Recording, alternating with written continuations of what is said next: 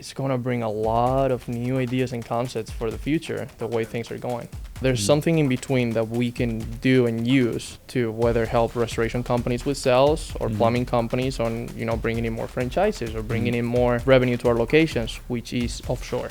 People really don't realize that outside of the United States, there's a lot of very educated people as well that are way cheaper. You nailed the two pillars on point. It's like, if we can find cheaper humans offshore, not to replace our current humans, because we need current humans to meet with the customer, Absolutely. but to supplement and supercharge our current humans, that's huge. And then the second thing is, what if we could plug in AI to replace some of the scut work that even our offshore people have to do? If we can empower employees to do more with less, we can then have better paid employees. We're starting to see more young people being interested in this industry that in the past they weren't. And the thing is, like, if we don't bring fresh perspective and young people to the industry, that's why our industry lags behind, right? Because typically older people, the older you are, the closer to retirement you are, the more resistant you are to change. The restoration companies that are going to do it the same way it was done 5 to 10 years ago will not be around in 5 to 10 years from now. Like, the way the industry is changing, and you can't keep up. You'll literally,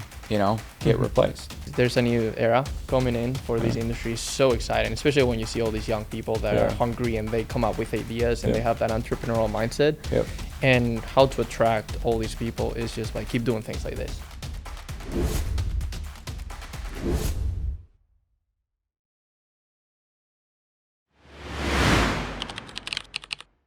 What is up, everybody? Welcome to the Albi After Hours podcast, where we talk about propelling the restoration industry forward. I'm your host, Alex Duta, and today I'm excited to be here with Alvaro Leal from Tom-Plumber.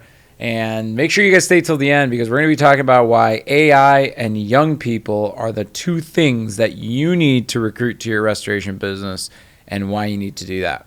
But what's up, Alvaro? How's everything going? How's it going? No, it's going great. I'm excited to be here, and thank you for having me. Yeah, thanks for visiting us in the beautiful, windy city. What do you think? Very windy. It's super windy. I love Chicago. I used to live here when I moved out of college, and then I make a change to Cincinnati. Nice. I miss the city for sure, but glad to be back. Gotcha. Well, we're pumped to have you here. I know you spent some time with David and Mario from our team, and before we dive into the hot topic of AI and young people for restoration companies, I think it'd be helpful to just kind of go through your story a little bit, your backstory. How in the world did you end up, I believe you're from Spain, from Spain to the U.S., working at a restoration/plumbing brand? And then I'd also like you to fill in our listeners here and our viewers on what One Tom is. But let's start with your story first. Absolutely. Well, first off, I was born and raised in Valencia, Spain. I grew up there, and I did not speak a single word of English before I moved here. But my grandpa, he wanted to send me to the U.S. to play tennis, you know, and go to college. And, went into that journey as like a kid that wanted to explore and was very curious about other cultures, and I heard great things, that American dream that they sell you when you're in Europe, and wanted to came with nothing and started building things out, and graduated, went to business school, moved to Chicago. My background has been in sales since a very young age, working with my grandpa, my uncle. What did you sell with your grandpa and your uncle? Anything that he made me to sell, toothpaste and some products for kids, pharmaceuticals for kids as well. Anything that he was working with in those businesses, but didn't really know what I was selling. It was like 14, 15 years old. But I went to college here, graduated, was selling events for a firm in downtown Chicago, and because I met Rocky and Cameron through Ben, one of my best friends from college, and they were building this really cool, crazy, unique concept for plumbing and restoration that piqued my interest. And moved to Cincinnati and started working with Tom-Plumber. Wow. So you believed in the mission so much that you moved from beautiful downtown Chicago to amazing Cincinnati. Yeah, and it is quite interesting because it's an industry that is not very appealing to people when they come out of college. Exactly. And same thing with when I told my mom, I was like, hey, I'm going to go be a plumber in a way. And she was like, why? And I was like, and I'm like, I think the industry is shifting in a way that it's going to bring a lot of new ideas and concepts for the future, the way things are going. So what does Tom-Plumber do? And how are you guys related to restoration? Yeah, so Tom-Plumber is an emergency service plumbing franchise company. Okay. Well, we had no intent of franchise it when we started it, but we built the first company 7 years ago based on our icon property restoration in Cincinnati. And we were sick and tired of paying for all these plumbing referral fees. You know, we were very tied up to a lot of TPA work.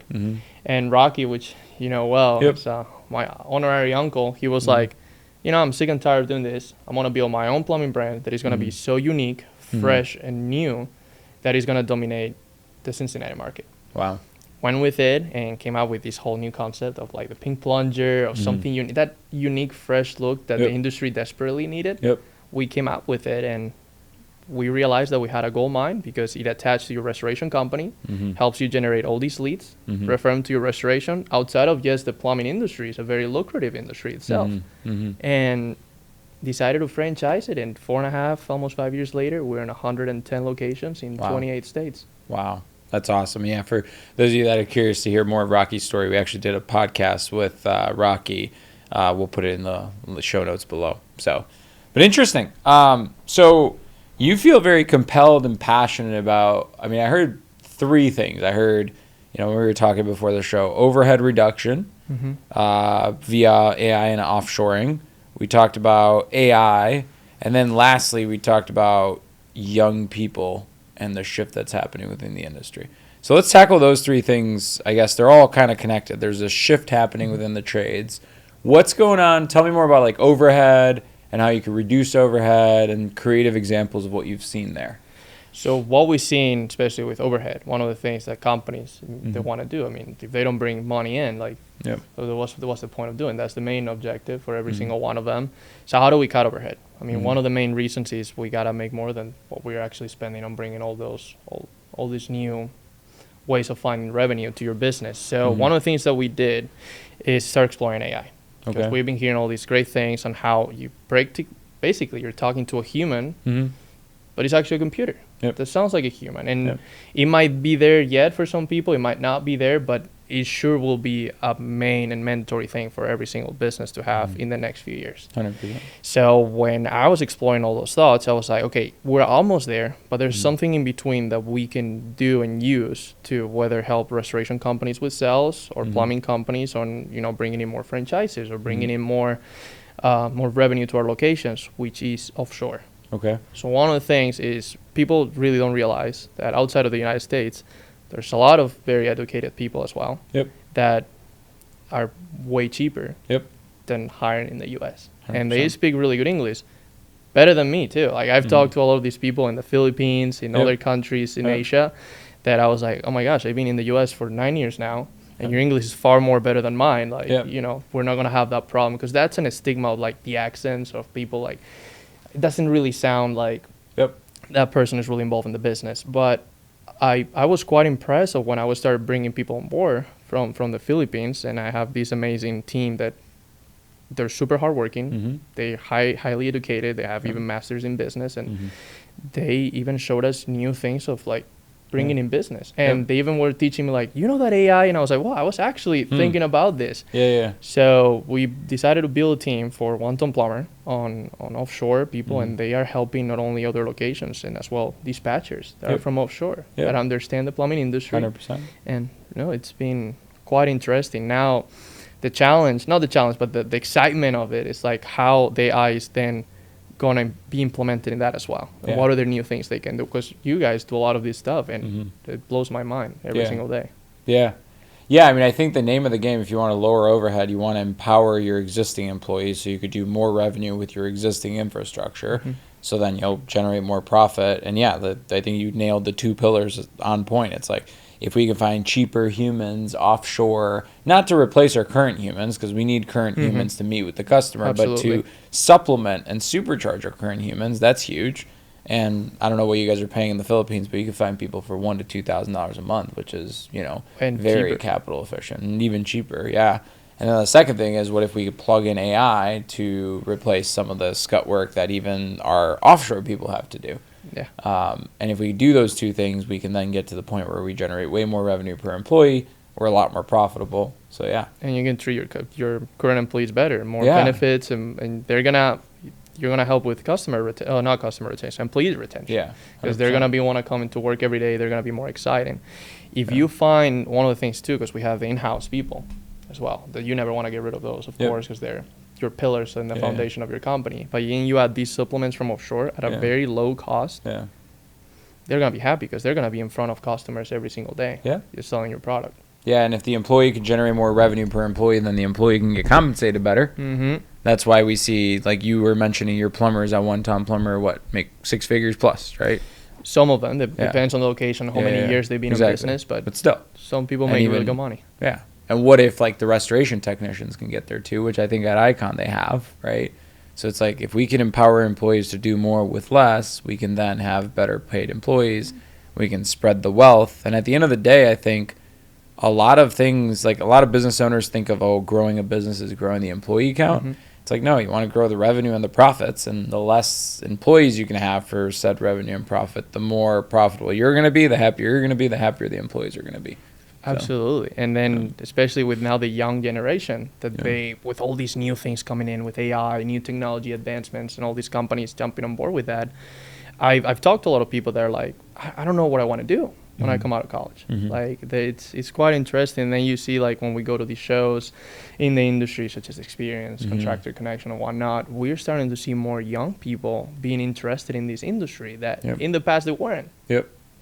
Why weren't they interested in the past, do you think? I think it's that classic stigma of that it was dirty, a dirty industry per se. I mean, when you talk about plumbers, it's one of the things that we did at one Tom-Plumber is giving this unique, fresh look. So when our technicians are coming in with the pink booties, with like clean uniforms, like a really strong brand that is appealing to the customer, that whole thing starts to reshape and getting customers' heads to visualize something completely new and unique that is not as dirty as it was before. Yep. Because the classic plumber, what was the first picture you have with the plumber when... Butt crack. Yeah. The butt crack. I remember there's a funny PowerPoint that Rocky, we put like a plumber's back crack and then Rocky's face on it, and we had the entire company laughing. But that was a stigma, and I think there's a lot of very educated and intelligent people, like, some of the things I've seen you speak at all of these shows, and I feel like 10, 15 years ago, there was not, those minds were not involved with this industry 100%. Like they are now. It was like the good old boys club. Yeah. It was very outdated. And the thing is, like, if we don't bring fresh perspective and young people to the industry, that's why our industry lags behind, right? Because typically older people, the older you are, the closer to retirement you are, the more resistant you are to change, right? So very interesting. So what do you think is the key to attract young people to your business now that there's this wave of interested within the trades? And I mean, I've seen, like, there's some companies that people clamor working for, right? Like, obviously there's a lot of young people wanting to go with one Tom, and then on the flip side, there's these other companies that young people would not want to touch with a 10-foot pole. So what do you think are the differences? What does the new generation of bright minds really care about? I think there are mainly 3 things outside of obviously the compensation and the pay, which in this industry right now, we're seeing that they're heavily more compensated than these regular accounting jobs or sales jobs that for a tech company or whatever it is. They're highly remunerated in this industry. So that's a good thing. That's a new step forward that we're doing in this industry. But I think 2 important things are like culture and the workplace space that you have. Is somewhere that you see yourself, because you spend most of your time there. Yeah. Like, do you enjoy the people that you work with? Do you enjoy, like, the walls that you're in within? Yeah. Like, are you in a good location? Like, is it fun going to work? Like, if you're just stuck in a box and you're there, like, 10 hours a day just 100%. Making phone calls or whatnot, sending emails, it's not appealing. Yeah. That's why this whole remote culture started, especially with COVID or whatnot, and people were not excited to go back to their offices. Yeah. So I think that's very important. Yeah, 100%. I mean, the new trend, I think, I think there was a study out there too that, and sure, the money's good, but young people are willing to take a pay cut to have an environment that is way better than have a high-paid job with a really bad environment. And I think it's everything. I think, like, we've gone from, like, the Industrial Revolution where it's like, grind all the hours and do all this stuff, to now it's like, why do we need to do all this stuff? Like, especially with AI coming in place. Exactly. And now there's more importance put on, like, hey, do I actually enjoy where I work, right? Do I enjoy working with the people that I work with? Do I feel passion? Do I feel fulfillment? So absolutely. And yeah, I've seen, like, one Tom does a great job. We were just at Revive yesterday. They're a restoration company in Madison, and, like, the entire building was just, like, well, first of all, top floor of the building, 6,500 square feet, pool tables, ping pong tables, stuff like that. I started talking with a lot of the employees. A lot of them were also younger, and they're like, yeah, the culture here is bar none, right? It's just like a fun environment to be within. And I'm like, oh, okay, that's probably what it takes versus the traditional restoration company we see. It's like, people crammed in little cubicles and not much fun around, and there's a shop with some trucks, and that's about it. And I think that increases the performance of the employees itself. Yeah, like by 100 miles. I mean, you come here, and then and I see you guys have a ping pong table here. You guys really cool stuff. Like Mario and David were showing me around. I was like, okay, this is really cool too. So I saw some synergies with Tom-Plumber, and that shows why you guys are also successful. And everyone I met here today, they were exciting. They were here, they were smiling, they were having a good time. It's like you were saying, AI is helping all these people do a lot of the jobs that now needs to be done. So it reduces their workflow. Their workload, sorry. And are we gonna put subtitles with my accent in here, or? No, it's all good. I'm just messing around. I think people get you.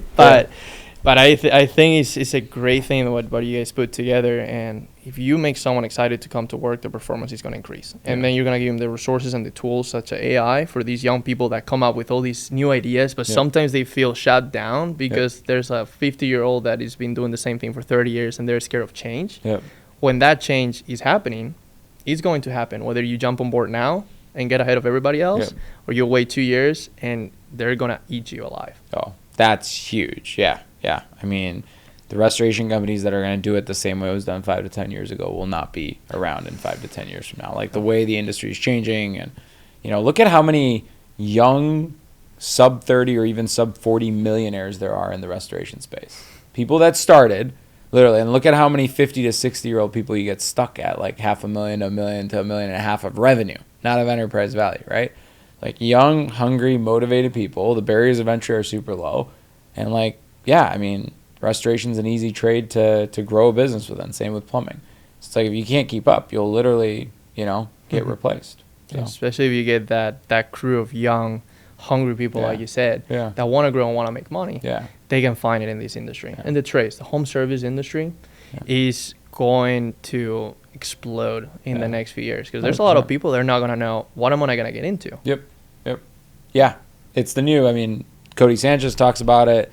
Obviously Service Titan just IPO. They talk about it a lot and such, but it's like, the new wave, the next generation of millionaires are in the trades. I saw that as well. Like it's bananas, right? And there's a huge shift from before. I think there was a stigma of doctors and lawyers, and that's what you need, or well-educated people with degrees, and it's like everybody went and got degrees. Now, what's an economics degree worth anymore? What's even a business degree worth, right? Like when you can go to ChatGPT and ask them to put together a marketing strategy. So I think now it's okay, it's not the piece of paper that matters anymore. It's the person. And then it's okay, who's hungrier, who's more adaptive, who's staying up with the pace. Yeah, so. And this is coming from someone. I went to business school, and I was like, I mean, what was the point, Sal? I can understand. I can read a book. I can go to the library, and for $1.50, I can just learn everything I learned doing my master's. You know, and it's quite interesting because of what you said. When I told my mom I'm gonna go be a plumber, and they were like, "Why?" I thought you wanted to be a lawyer, and I'm like, I want to go where it's gonna make sure that I have stability in the future, that I can grow a family, and I can have the resources to help and be generous to the people that I care about. And I think this industry, which is also really fun. I mean, when we meet and go to these shows, we learn a lot of really cool things. 100%. Not only about how to do plumbing, how to do use dehues and things like that, but also the new ideas, new perspectives, how to build a business, how to build a good culture, how to put together a badass team that is fun to go to work with. 100%. Yeah, my mom got really mad at me two things. One is when she found out I was going into construction, because again, ex-communist Romania. And then the second thing was when I dropped out of college, right? She was like, "Man, you're gonna be a no with nothing." She was very afraid. She's like, "Man, to her, it's you go to school, you get the diploma, and then your life is set. You don't go to school, you don't get the diploma, your life is not set." So that's not true at all. Yeah, cool. Well, there's something that I should have asked that I didn't ask on this podcast so far? Well, I don't know. I think we covered a lot of these cool things. I think there's a new era coming in for this industry. It's so exciting, especially when you see all these young people that are hungry and they come up with ideas and they have that entrepreneurial mindset. And how to attract all these people is just by keep doing things like this. Yeah. You know, show these, like what we're building together. And it's great how these new partners are jumping on board and growing something very special, which I believe is going to be the hanging fruit. Yeah, this is awesome. It's an exciting time to be in the restoration space and the plumbing space. So cool. If somebody's interested in One Tom-Plumber or in acquiring a plumbing franchise, and actually, one, why would a restorer be interested in buying a plumbing franchise? And then two, where can they find you? Absolutely. So obviously, if they're ready to expand, they want to grow, and they have that entrepreneurial mindset that they want to open something else. If you're a restorer, plumbing makes the absolute most sense. If you want to do it, obviously, with a recognized national brand like One Tom-Plumber, it's easier than doing it on your own and independent. But if you don't want to pay all these plumbing referral fees anymore, you're stuck with some TPA work, and you want to generate more leads for your restoration company, plumbing is the way. Yeah. Everybody calls the plumber first. Yep. So if you control that in-house, you have already a high revenue source. Yeah. That is the plumbing. And then if you do it the right way, you refer that lead to your restoration company. Smart. Boom. Yeah. I mean, there's three things that I found the most interesting. One, it's like even if you grow a plumbing company alone, like the profit margins on plumbing are just as good as water mitigation. So you got a great business. The second thing was the ability for you to go with co-branded BDRs, right? From what you and Rocky were telling me, it's like if I can go to a property management company, it's easier for me to win the plumbing work than it is to win the restoration work. I got them hooked on the plumbing work, and then I can get into the restoration work. And then the third thing that was exciting about One Tom's value prop is royalties are so low, like 6%. I think that's the lowest franchise royalty fee in the restoration. 6 + 2, so 6 royalties, 2% brand fund. That is what we do to do the digital marketing for them. Yeah, so that's, I mean, you know, you got companies at 10 to 12% plus brand fund on top of that. Yeah. And then the buy-in is what, 50 grand? 50 grand. Got it. So pretty affordable way, I guess, to get into plumbing and have somebody who has already, you know, blaze the trail for you. So. And everything's financeable, and we'll show you all the ways. One of the things we are very involved with is support, helping you with your marketing, with your operations. We have franchise business coaches ready for you 24/7, 365 days a year. And everybody else that one of the things I love to say is our fortunes are tied together. The more successful our franchisees are, the more successful we are as a brand, and we can keep helping everybody out. Nice. It's awesome. Cool, man. Where can they reach you and find you? So you can reach me at Alvaro at onetopplumber.com. But if you want to just learn more, go to our franchising website. It's onetpfranchise.com. Cool. And there's some testimonials there, our map, or locations that we have available, and you can submit an inquiry, and then we'll reach out to you. Great. We'll put it all in the show notes. Well, great, man. Thanks so much for coming here, and thanks so much for doing the podcast with us. Oh, I appreciate it. This was awesome. Thank you.